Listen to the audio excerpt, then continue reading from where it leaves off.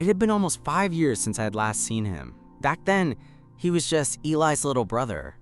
Skinny, quiet, always hovering near the edge of our hangouts with headphones on and that awkward teenage energy that made you forget he was even there. I don't think I ever had a full conversation with him. He was just a background character in the long, chaotic summers my best friend Eli and I spent together before life happened and we all scattered.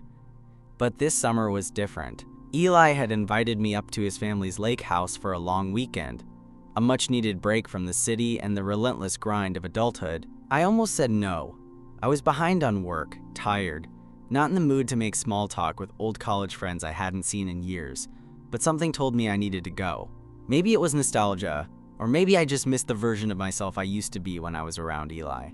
The drive was 3 hours of country roads and forgotten gas stations, and by the time I pulled into the gravel driveway, I was already regretting my decision. But then the door opened and Eli was there, all big smile and open arms like no time had passed. We hugged, and it felt like breathing fresh air. "You made it," he said, grabbing my bag from the trunk. "Yeah, barely. My car almost didn't survive that last hill," he laughed. "Still driving that piece of crap, huh? Still insulting your guests within 5 minutes, huh?" "Some things never change," he grinned. "Come on, everyone's inside. You remember Matt, right?" Matt. I nodded, but I didn't really remember. At least, not in the way I did a minute later. He was standing in the kitchen, barefoot, stirring something in a pot, and when he turned around, I had to physically stop myself from doing a double take. This wasn't the scrawny kid with the floppy hair and braces. This was someone else entirely. Tall, confident, broad shoulders under a loose gray t-shirt, the kind of face that made you want to stare longer than was appropriate. His hair was shorter now, but still a little messy in that effortless way. And his eyes, he had this way of looking at you like he already knew what you were thinking. "Hey," he said, like we were old friends. "Long time." "Yeah," I replied, suddenly very aware of how sweaty and unshaven I was from the drive. "You, grew up." He laughed, and something about the sound made the back of my neck prickle. We ate dinner on the deck that night, the lake shimmering in the golden hour light. Everyone else talked and joked like no time had passed, but I kept finding my eyes drifting back to Matt. He caught me once, didn't say anything, just smiled, slow and knowing. That night, after everyone went to bed, I couldn't sleep. The house was quiet, save for the occasional creak of wood or chirp of a night insect. I wandered into the kitchen to grab a glass of water, and that's when I saw him, Matt, sitting at the counter, scrolling on his phone in the soft glow of the fridge light. "Couldn't sleep?" he asked without looking up. "Too quiet." "Yeah," he said, locking his phone and setting it down. "I forget how still it gets out here." I poured some water, leaned against the counter. "Weird being back." "You haven't changed much," he said, studying me now. "But you look tired. Life's been rough?" I shrugged. "Life's been life." He nodded, then stood up slowly. For a second, I thought he was going to head to bed, but instead he walked over and leaned beside me, arms folded. "You know, I used to have a stupid crush on you when I was like 16, he said, casual as anything. My brain stalled. "What?" he grinned. "Don't worry, I got over it, mostly." And then he turned and walked out of the room like he hadn't just dropped a live grenade. I stood there for a long time, the taste of cold water still in my mouth, wondering what the hell that meant, and why I wasn't more surprised by how much I liked hearing it. I barely slept that night. I kept replaying the kitchen moment over and over in my head. His voice, the way he leaned in just enough to be close but not invasive, the smirk when he mentioned the crush, and then just walking out like it hadn't meant anything, but it did mean something. I could feel it. The next morning, I was up early. Coffee was already brewing when I shuffled into the kitchen, rubbing the sleep from my face. Matt was there again. Of course he was. Sitting at the table with a book open, coffee in hand like he owned the morning. He looked up and smiled. "You look like hell." "Thanks." "That's the look I was going for."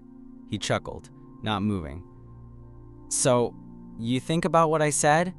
Straight to the point. No pretense, no avoiding it. I poured my coffee slowly. "You mean the part where you said you had a crush on me as a teenager and then just casually walked away like that was nothing?" "Yeah, that part." I took a long sip, trying to buy time. "Was that supposed to be a joke?" "Nope." He flipped a page in his book. "Was just a fact." "You're different than I remember." He looked up again, expression unreadable. "Everyone's different after 5 years." The weekend rolled on in a haze of lake swims, grilled food, and card games. Eli was his usual loud, hilarious self, completely oblivious to whatever strange undercurrent had started between me and his brother, and Matt. Matt was cool as hell about it. Not pushy, not weird, just present, always near, always a little closer than he needed to be. And then came Saturday night. We were the last two awake again. The others had crashed after a few too many drinks around the fire pit. I was stretched out on the deck couch, blanket over my legs, beer in hand, staring up at the stars. Matt slid into the seat next to me without asking, his shoulder brushing mine slightly. "You still can't sleep, huh?" he said, voice soft. "Guess not." We sat in silence for a while, the sound of crickets and the occasional pop of the fire settling between us. Then he spoke again. "You used to feel so far away. Back then, like someone from a movie I wasn't allowed to watch yet." That hit me harder than I expected. It wasn't just what he said, it was how he said it, like he'd been carrying it for years. "I never noticed," I admitted. "I didn't want you to. I was 14, and gay, and terrified." I turned to look at him. "And now?" He met my gaze. "Still gay, not terrified." His eyes didn't waver, and I realized in that moment just how much had changed. Not just in him, but in me too. Whatever awkward tension I'd felt at the start of the weekend was gone. What replaced it was quieter, warmer, something patient, curious. "I think I owe you an apology," I said. "For what?" "For never paying attention," he smiled. "You're paying attention now." I don't know who leaned in first. Maybe we both did. Maybe it didn't matter. But when our lips met, it wasn't some dramatic fireworks-style kiss. It was soft, slow, honest, like a question and an answer happening at the same time. And when he pulled back, barely an inch between us, he whispered, "Took you long enough." The next morning was weird, but not in the way I expected. I thought it'd be awkward, maybe avoidant. I thought we'd both pretend it hadn't happened, or that maybe it was a one-time, late-night, beer-fueled slip. But when I walked into the kitchen, there he was again, Matt, flipping pancakes like it was any other day. He looked up when he saw me and gave me the same easy smile. "Hope you're hungry," he said. I made way too many. I grabbed a plate, heart pounding like I was a teenager sneaking out after curfew. "You always cook breakfast?" "Only when I feel like showing off." The others started trickling in a few minutes later. Eli and his college friends, all sleepy and half-dressed in hoodies and mismatched socks. The kitchen got loud quickly, music playing low, coffee being passed around, someone complaining about a hangover. And through it all, Matt and I didn't say a single word about the night before. Not out loud, anyway. It was in the glances. The way he bumped my elbow lightly when he handed me syrup. The way our eyes met for a half second too long when someone cracked a joke. There was this unspoken acknowledgement between us, like a thread that had been tied, and neither of us was tugging it too hard yet, but we both knew it was there. Later that afternoon, we went out on the lake. Eli had this beat-up canoe he insisted was still perfectly seaworthy, which meant Matt and I ended up doing all the paddling while he lounged in the back with a beer, sunburn blooming on his shoulders. At one point, while Eli was napping in the canoe, snoring with his hat over his face, Matt leaned over and whispered, "I meant it, you know." I glanced at him, squinting against the sun. "Meant what?" "Everything. Last night." I swallowed hard. My hands tightened on the paddle. "Yeah," I said. "I figured." He smiled again. "Just wanted to make sure." That night, after everyone went to bed again, I didn't go to the kitchen. I went straight to the guest room I was staying in, shut the door, stared at the ceiling, tried to tell myself that it was smart to let it cool down, to not blur any lines. But the thing is, the line had already been crossed. Hell, it wasn't even blurry. It had disappeared the moment we kissed. A quiet knock came at my door around midnight. I opened it without thinking. Matt stood there, hands in the pockets of his hoodie. Hey, mind if I? I stepped aside and he walked in slowly. He didn't say anything for a while, just sat on the edge of the bed, staring at the floor. I sat next to him. "You okay?" I asked. "Yeah," he said, then paused. "No, I don't know." We sat in the dark for a long moment. "I liked last night," I said quietly. He nodded. "Me too. But this is, it's a lot." "I know," he said, his voice softer now, "and I'm not trying to make it more than it is. But I also don't want it to be nothing." I looked at him, really looked at him. And what hit me wasn't lust or confusion. It was clarity. I didn't know what this thing between us was yet, but I knew it mattered. It had weight. So I reached over, gently took his hand in mine. He didn't pull away. And when we laid down side by side, fully clothed, barely touching except for our hands, I felt more than I had in years. I didn't fall asleep for a long time, but when I finally did, it was with a kind of peace I hadn't realized I'd been missing. The next morning, everything looked the same, but felt different. I woke up to the soft creak of the floorboards outside my door, a reminder that we weren't alone, that this wasn't some dream tucked away in a vacuum. I turned over slowly. Matt was gone. The spot beside me was empty but still warm. I sat up, heart a little louder than it should have been. My mind kept flipping through every moment from the night before. Not the kiss, though that had its own gravity, but the quiet after. Lying there, not talking, not needing to, just existing in the same space without tension. I found him in the kitchen again, making coffee like always. Same relaxed posture, same calm, sleepy energy. But when our eyes met, his smile was different, softer, less casual, like he was letting something show now that he hadn't before. "You sleep okay?" he asked. I nodded. "Yeah. You?" He shrugged, handing me a mug. Didn't want to leave, but figured it'd be weird if someone walked in and saw me snoring next to you. "Probably would have raised some eyebrows," I said, smiling into my coffee. Eli strolled in a few minutes later, talking about some hike he wanted us to do before we all headed back to the city. He had no clue. Still totally in the dark, which made sense. Matt and I weren't exactly broadcasting whatever this was. Hell, we were still figuring it out ourselves. The hike turned out to be tougher than expected. Matt stayed close behind me the whole time, and at one point when I slipped a little on a steep patch, his hand caught my arm quickly, instinctively. "You good?" he asked, steadying me. "Yeah," I said, more breathless than I wanted to admit, from the climb. "Probably." Later, we reached a clearing that overlooked the lake. It was beautiful in that way, that makes your chest feel tight. Blue water stretching out below, trees swaying in a slow breeze, the silence broken only by birds and our own shallow breaths. Eli took a few photos, then wandered off toward the trees to find better cell reception. Matt and I stood there for a minute, alone again. "You ever wonder what would have happened if we'd met differently?" he asked, his eyes scanning the view. "You mean if I wasn't your brother's best friend?" He smiled, then looked at me. "Yeah," I shrugged. "I don't know. Maybe we wouldn't have connected like this. Maybe it had to happen now. Maybe," he said, "still feels like something I've been waiting on forever." We didn't kiss. We didn't even touch. But that moment, standing there with the wind in our faces and the sound of summer all around us, that moment stayed with me. That night, back at the house, the energy between us changed again. It wasn't tense. It wasn't urgent.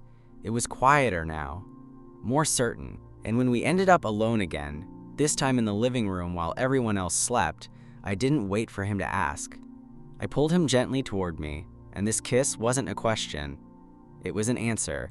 And he kissed me back like he already knew everything I hadn't said. We didn't say a word after the kiss.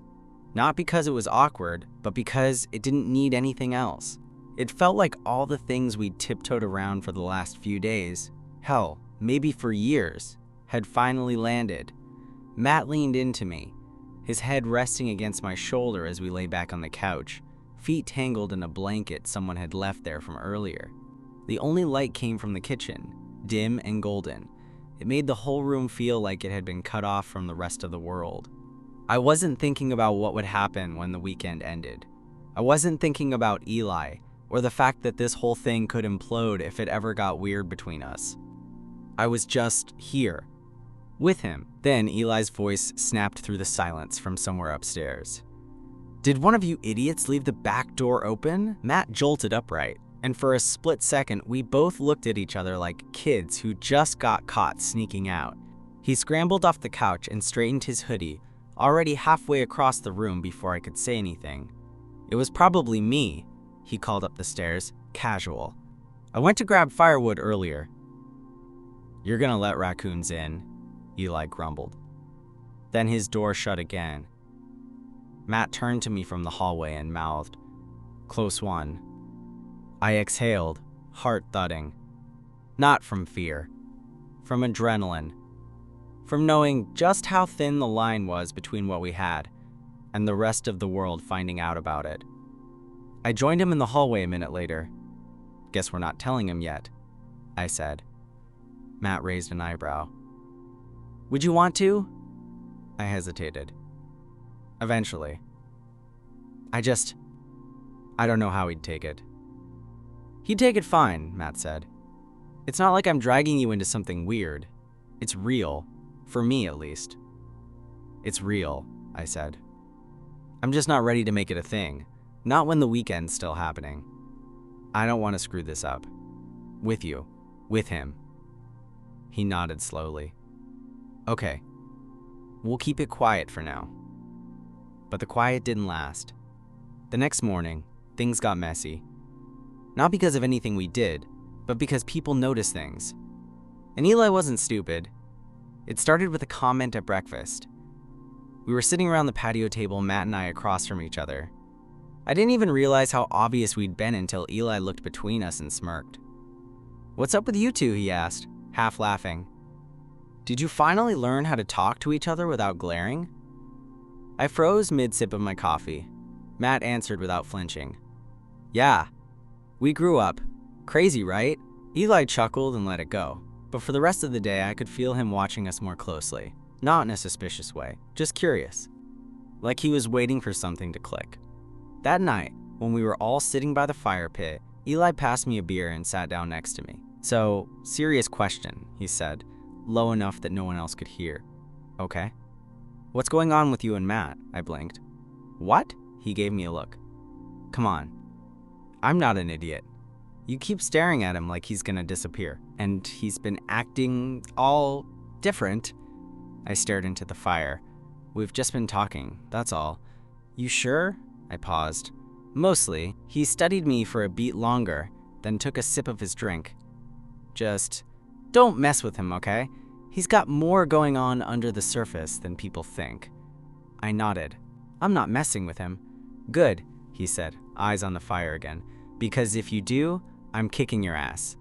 Fair enough, I thought. The next day, things felt unspoken, but not in a bad way. Matt and I hadn't talked about Eli's little interrogation by the fire, but I could tell he sensed something had shifted. We were both more careful that morning. Less eye contact, less brushing past each other in the kitchen. Almost like we were holding our breath. Eli didn't mention it again. He wasn't cold or distant, just quiet, watchful. That afternoon, everyone packed into cars to head into town for lunch, but I stayed back, saying I had emails to catch up on. Matt stayed too, claiming he had a headache. No one questioned it. As soon as the cars disappeared down the road, we were in the living room, alone again. And this time, the silence between us wasn't cautious. It was thick with everything we hadn't said. Matt sat on the armrest beside me, looking down. "So, did he say something?" I nodded slowly. Yeah, he asked. And you said? That we were talking. Matt chuckled without smiling. That sounds about right. He's not mad. He just doesn't want you getting hurt. He doesn't need to protect me, Matt said quietly. I'm not a kid. I looked at him. I know. And I'm not playing around with you, Matt. I wouldn't. He nodded, still not meeting my eyes. I touched his arm. Look at me. He did. And whatever weight was sitting on his shoulders, it lightened a little.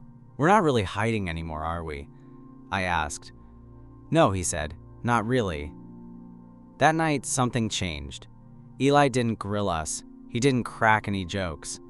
He just said he was heading out to meet an old friend for drinks and tossed Matt the keys to his truck. You two should grab dinner or something, he said. Enjoy the quiet. And just like that, we were alone again. This time in town, sitting across from each other at a diner that hadn't changed since the 90s. Over burgers and milkshakes, things felt easier. Lighter, like we weren't tiptoeing anymore. I always thought about what it'd be like, Matt said suddenly, dipping a fry in ketchup. To be with you, like, not just the fantasy. Actually be around you. Talk to you. Have you look at me like I wasn't just Eli's weird little brother. You were never weird, I said. He raised an eyebrow. Okay, maybe a little weird, I amended. But you grew into it, nicely. He grinned. So you're saying I was a late bloomer? I'm saying you surprised the hell out of me. He leaned back in the booth, expression turning more serious. I just don't want this to be something we leave here, at the lake house. It doesn't have to be, I said. I don't want it to be either. We finished dinner, walked back to the truck in the fading light, and when we got in, he didn't start the engine right away. He just looked over at me. I like you, he said simply. I reached for his hand. I like you too. He exhaled slowly, like he'd been holding that in for too long. The last night at the lake house came too fast. It was strange how a few days could shift everything. How someone you hadn't thought about in years could suddenly become the person you couldn't stop thinking about. Matt wasn't Eli's little brother anymore. He was someone I wanted to know better, longer, deeper. Eli knew everything by then, not because we sat down and told him, but because he was smart. And because we stopped trying so hard to act like we weren't constantly gravitating toward each other. He didn't say much, just gave me a look across the fire that said, "Don't screw this up." Matt and I stayed up late, the others packing and drifting off one by one. I was lying on the dock with him, the wood warm beneath us, our fingers brushing occasionally like they had minds of their own. We're leaving tomorrow, he said quietly. Yeah. And we live in 2 different cities. I know. He turned his head to look at me. So what happens next? I exhaled, staring up at the stars. I don't know. Matt didn't speak for a moment. Then, I'd come visit you, if you wanted me to. I looked over at him. I want you to. He smiled, small but genuine. Good, because I don't want this to be some summer memory that fades. It won't, I said, and I meant it. We kissed again on the dock, under the stars and the faint hum of the lake insects. It wasn't rushed or urgent, it was patient, like we had time, like we were already beginning something, not ending it. The next morning was quiet, bags were packed. Eli was loading the car. Matt and I were lingering by the porch, neither of us ready to say it out loud. I'll text you when I get home, he said. You better. I mean it, he said. I want this. I nodded, stepping closer. So do I. He leaned in and kissed me quickly, just once, right there on the porch. Nothing dramatic, nothing big, but real. Eli caught it. I saw him glance over, then look away, pretending not to notice. Matt climbed into Eli's car, and I stood there, watching as they pulled down the gravel driveway, dust kicking up behind them. And just like that, he was gone. But something in me knew. This wasn't the end. It was the beginning. The first week back in the city felt strange. My apartment looked the same. My calendar was full. My emails piled up just like before. But I felt out of sync, like something fundamental had shifted, and the world hadn't noticed yet. The lake house felt like another universe, one where time moved slower and everything made more sense.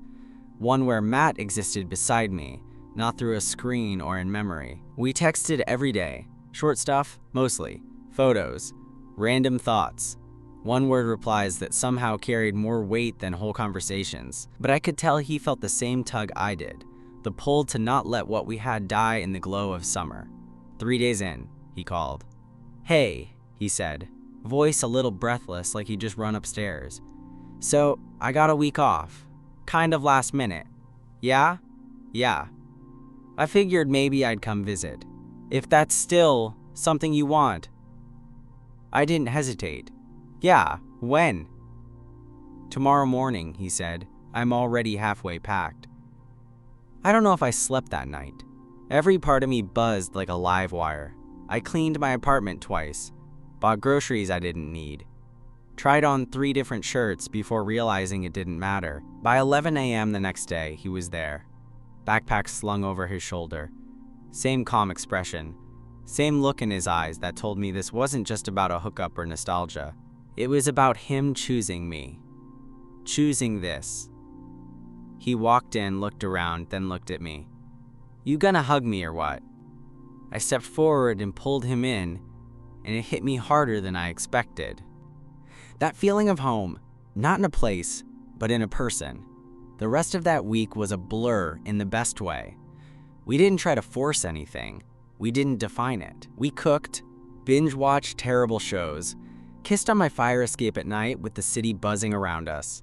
And one night, as we sat on my couch, his head resting on my chest, he said something I'll never forget. "You know, when I was 14, I used to lie awake imagining what it'd be like if you looked at me the way you're looking at me right now?" I kissed the top of his head. "And how does it feel now that I am?" He smiled into my shirt. "Worth the wait."